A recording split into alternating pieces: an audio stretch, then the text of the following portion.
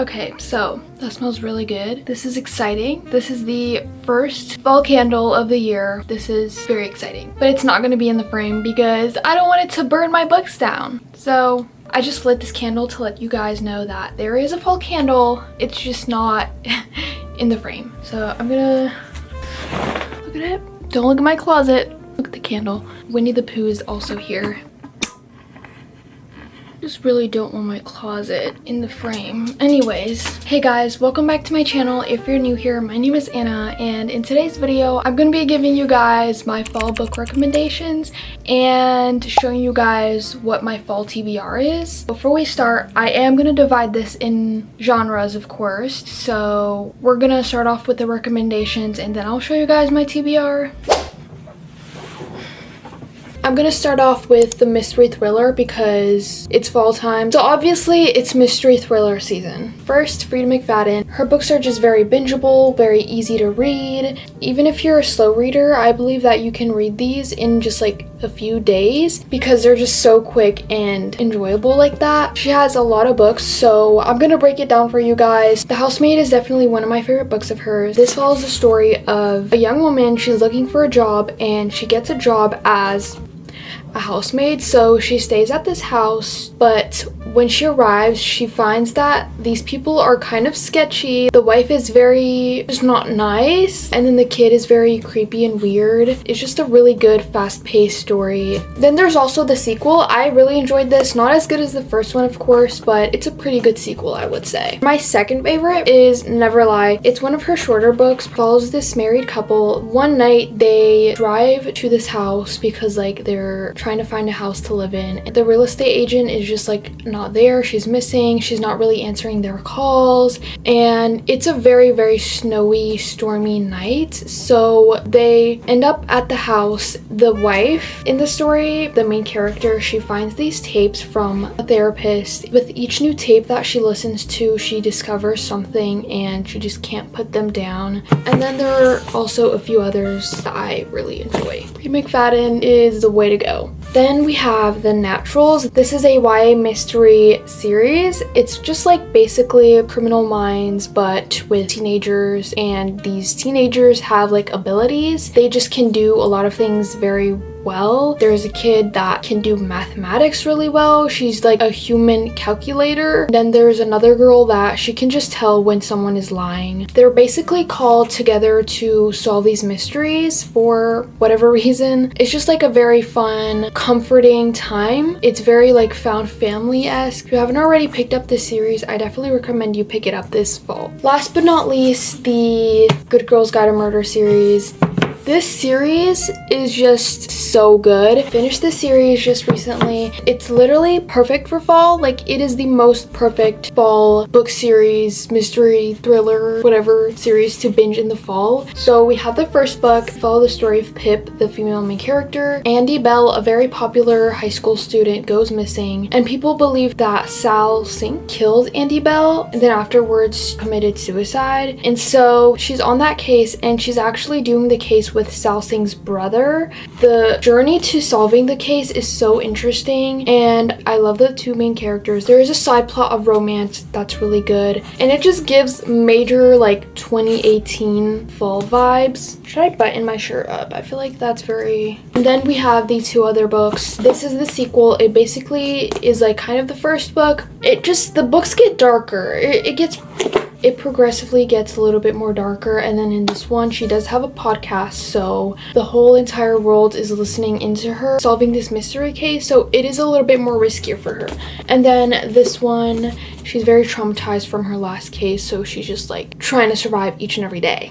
Anyways, love this series, and if you have not picked it up yet, this is your time to do it. Another fall book is Daisy Darker. I don't have it physically, I read it on my Kindle. In this book, it follows the story of this girl and her family. They are invited to her Nana's 80th birthday party. And then a few moments later, they go into the kitchen to find that someone is dead. And so basically every hour someone dies. That's what's happening in the present moment, because we do get to see a lot of the past from Daisy's point of view. We definitely see that the family is a very dysfunctional family. We see how they treat Daisy crazy, but we also kind of see like everyone in the family's like struggles and what they go through. It's just like a lot of stuff. The storytelling is very good, the writing is very good. It is set in the fall time, October I believe. Now moving on to the fantasy. Fantasy is definitely for fall and winter time. I think fantasy can also be like very spring, but fall and winter is unmatched for fantasy. If you're looking for a fantasy series to start this fall and you haven't already started the Throne of Glass series, then look, I'm just here to say this is the perfect time. This series basically follows the story of Selena Sardathian. She is the best assassin, and basically in the beginning of the book we see that she goes through these trials to be the king's champion. After that, the story doesn't just follow that plot line. It's like a lot of stuff going on. I recommend you start off with Assassin's Blade. We get to see the buildup of her character and just like a lot of side characters from her past that are important. And if you read it third, you will get spoiled. Next up, Spark of the Everflame. This cover is so beautiful. But anyways, Spark of the Everflame is just it's not like a cozy fantasy, but it did give me that cozy vibe, which is perfect because I love a little bit of like a high stakes fantasy, but I love when they do also give you that like cozy vibe to it. If you want to start off like a newer fantasy series that you haven't really heard of before, I recommend this one. And then the Fourth Wing series. If you like the setting of Harry Potter, these books just give off that vibe a lot. It does have like found family. These are romantices. And then the dragons are so fun. Basically, if you haven't already heard of these, we start off the story by seeing that Violet is kind of forced to go to this school, and she's really just trying to survive. Again, these aren't like cozy fantasies, but they feel so cozy. The dragons were just like the highlight of the book. I 100% recommend this series, especially in the fall time. Then we have one of my absolute favorite fantasy series, Divine Rivals. This is a duology. The writing is so beautiful and so good. The fantasy in this is kind of like mythology. The first book, at least, it's not super focused on like the politics in the fantasy, but we do see that in this book. So basically, we follow these two main characters, Kit and Iris. Kit and Iris are like rivals at the job that they work in. What they don't know is that they're secretly typing to each other. They both have these magical typewriters and they're exchanging letters to each other, but they don't know that they're writing to each other. We don't just follow that storyline. We see a lot of war because that's basically what's happening in this world currently. They're going through a war. It's just really good. The writing is so good. It's like dark academia vibe. I don't think I talk about this book a lot because it's been a while since I've read it, but it is truly one of my favorite fantasies. Then up next is Assistant to the Villain. This is also another duology. This book is just a very fun time. Like, it's nothing too serious. There's a lot of humor. We start off by seeing Eve. Eve is poor and obviously she needs like a job. So she's looking for a job and then she stumbles upon the villain's castle. The villain is supposedly this like huge villain in the land and everyone's scared of him. She stumbles upon his castle. They have this encounter. He offers her a job as his assistant. We just see her helping him out with things. We see her like kind of teasing him. He's just like trying his best not to break out of character and just be this like serious villain that he needs to be. Nothing too insane or crazy. So if you kind of like want a fantasy but not like a super high stakes fantasy, I would recommend this one. Okay, now I have The House in the Cerulean Sea. I don't know if this is considered a fantasy, but I think it is. It involves like magical elements and things that aren't part of reality,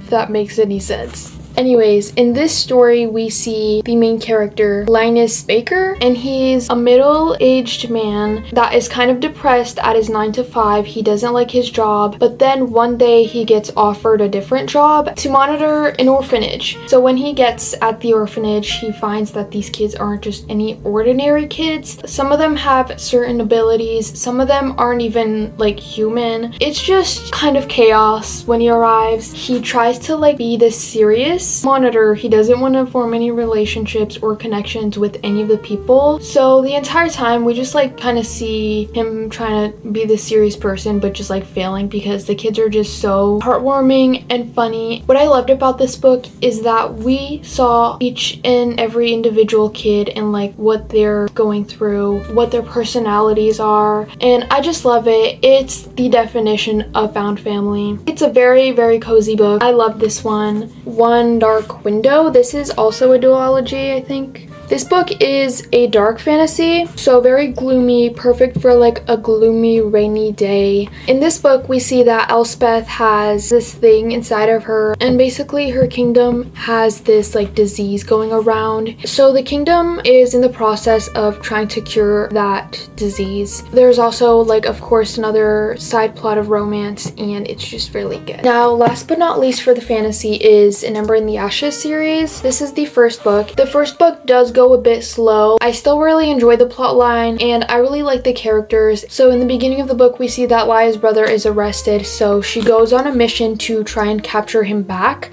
But in order to do that, she needs help, so she finds help from this rebellious, like rebellion team people, group of people, whatever. And they're like, girl, if you need our help, you gotta help us too. They basically take her in and she helps them with spying on the Empire, so she secretly becomes a slave, and that's kind of what we're following for her story. But we also see the male main character side of the story where he is sort of the prince. He's not necessarily a prince, but his mom is a very, very important person, so he is part of a very, very important bloodline and he has a lot of responsibility. But the thing is, he does not want to be a part of the Empire, which is very ironic for him because he is like training to become who he's meant to be in the Empire. So yeah. The romance in this is very faint. I'm pretty sure it picks up in the other books, so don't expect too much romance from this, but I'm pretty sure like the rest of the series it picks up. Those were all my fantasy book recs. Now moving on to the romance. Of course, I'm gonna recommend you guys Better Than the Movies, then also the sequel, Nothing Like the Movies. I actually really enjoyed the sequel as well. They're high school students, so you do get that like high school vibe. This one is like college, but it is such a good fall semester vibe.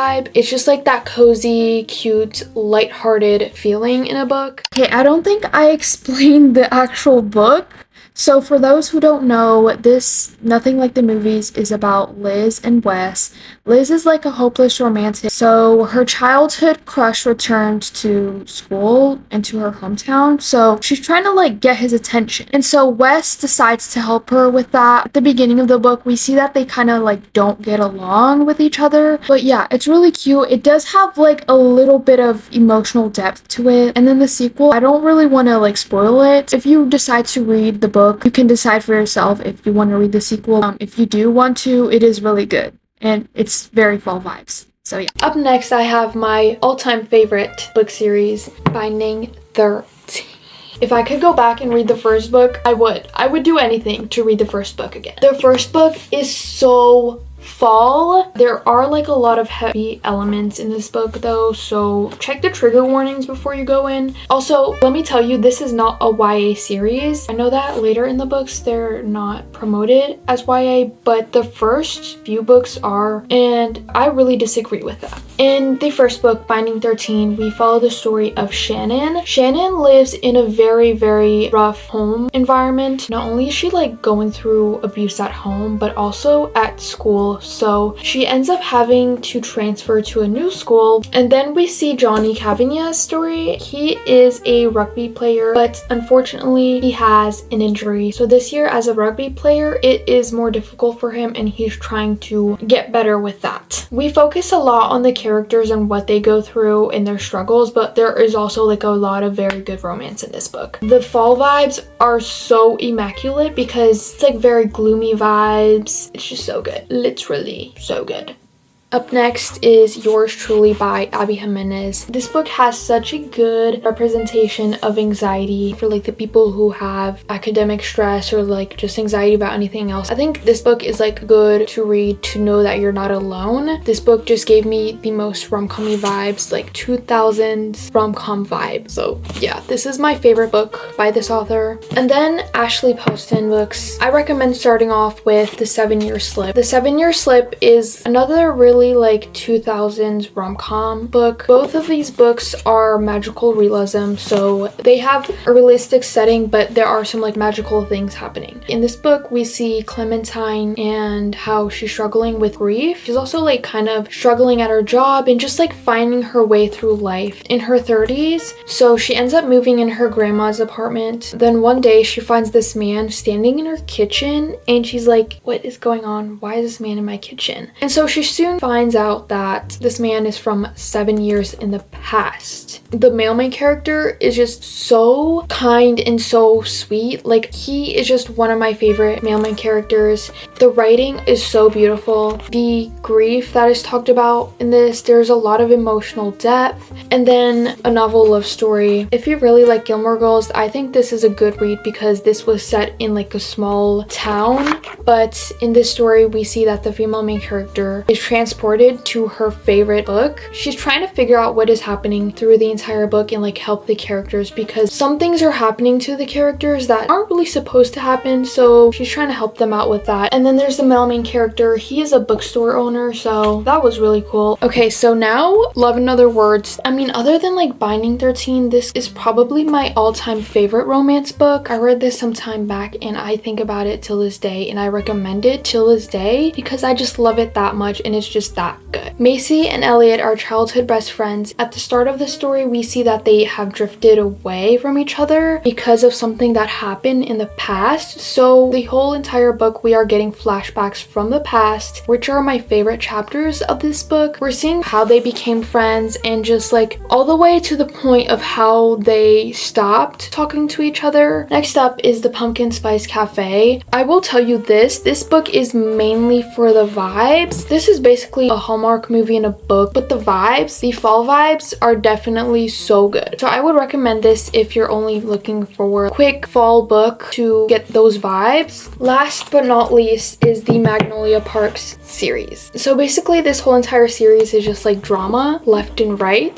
There is miscommunication trope, but the thing is, it's not like your typical romance miscommunication trope. This author does it very well and the writing is just so good. These books are set in London, so I really like that change of scenery. So we follow the story of like these two groups of people, but they are part of the same universe. They know each other. The whole series kind of revolves with like Magnolia. If you really like the Gossip Girl series, if you liked it for the drama, like the rich people problems, this series is definitely like way to go. You will get angry at the characters, so that is normal. Just a little warning. Those were all my romance recommendations, and now we're gonna move to the fiction genre. Yeah, fiction genre. First up is The Nightingale. This is a historical fiction about these two sisters that are very different in age and in personality, so they are very different from each other. They like don't have the same interests because they have such a big age gap. Like one is much more mature than the other, but they're both going through the war. So we follow each sister's story and what they're doing while the war is happening. It is a pretty sad book, and so it does give you that like gloomy vibe.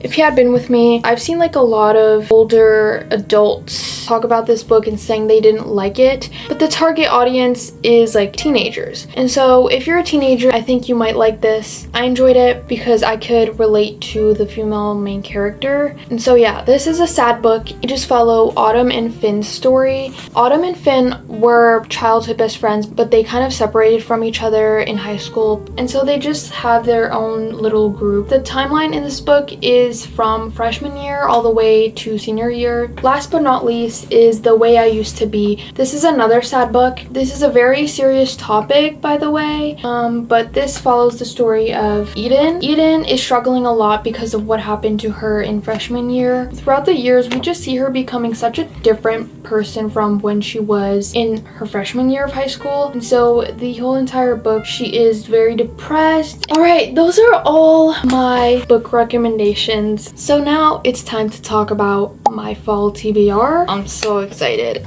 This is another Frida McFadden book. I love Frida McFadden. I heard a lot of good things about this book, and I've actually never heard of it before, so I'm excited to read it. But obviously it's about like a mental health hospital. This does kind of remind me of The Inmate.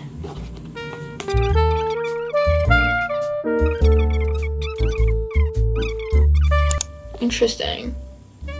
I'm very, very excited to read this.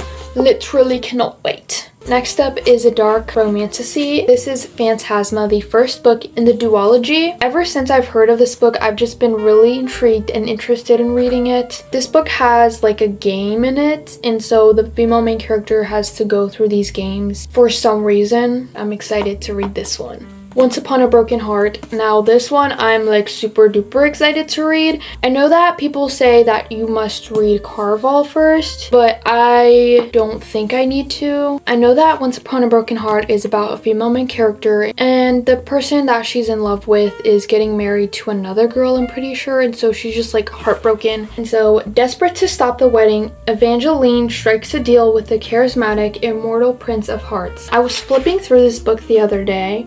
Covering these ladies because they're topless, but the map is so cool. It just looks so fun. Like, what is happening? Then I have Prison Healer. I know nothing. Let me see. Okay, interesting. And then Six of Crows. I've started this actually a while back and I just never got to finishing it. I don't know what it is with this book. It's just really hard for me to get into it, and I don't want to force myself to read it and then like end up not enjoying it. But there's just something about this book that's really hard for me to get into. Up next, this is a book that I got as a blind date with a book. So I got this book, The Man Who Died 7 Times. Next is One of Us Is Lying. I already read a little bit of this book way before I even started this channel. I just never ended up finishing it, so I really want to finish it this fall. So basically this dude dies, and the whole time they're just trying to figure out like who's the one that killed the dude being Simon. Each of these characters are different. Like, they're the stereotypical, we got the brain, the beauty, the criminal, the athlete, and then Simon was the outcast. It seems really fun. So yeah. Then is a book that intimidates the heck out of me, Babel. I still don't understand what this book is about. Like, I've seen a lot of people talk about it. I still have yet to really understand it, but this is my opportunity to actually read this book because it's very like dark academia. Up next, another, is this the first romance? This is the first romance, finally. Love Theoretically by Ali Hazelwood. I'm currently reading The Love Hypothesis. I haven't finished that yet, but I am a little bit into that, so I really need to finish that. People also say she has kind of like a quirky style to her books, and I think I'll enjoy that. I don't know. I'm enjoying The Love Hypothesis so far. So next up is a mystery thriller. This is The Only One Left by Riley Sager. I hear a lot of mixed reviews on this. Like, some say they really didn't like it, and then others say they loved it. So I want to try it out for myself, see how I like it. I really want to expand my mystery thriller options. I kind of want to go into this book blind. I feel like a lot of the times I just don't want to know anything about a book. A book by Frederick Bachman, A Man Called Ove. I really want to start my Frederick Bachman book journey. I think he would be an author that I really like. So I heard that this book is about a grumpy old man, and I just feel like I could resonate with him sometimes. Hopefully I enjoy it. Last but not least is Puppy War Trilogy. This is the same author that made Babel, so this series also intimidates me. I don't really know much about this series. I do know that the female main character works very, very hard to get what she wants. That's what really intrigued me about this series. But yeah, those were all the books. So I hope you guys enjoyed this video, and I hope you got like a few good recommendations for your fall TBR, or just like in general. I'm not gonna guarantee that I'm gonna read all of these books on my fall TBR, but I just like wanted to show you that I am keeping them in mind. Hope you guys enjoyed today's video, and I'll see you in the next one. Bye!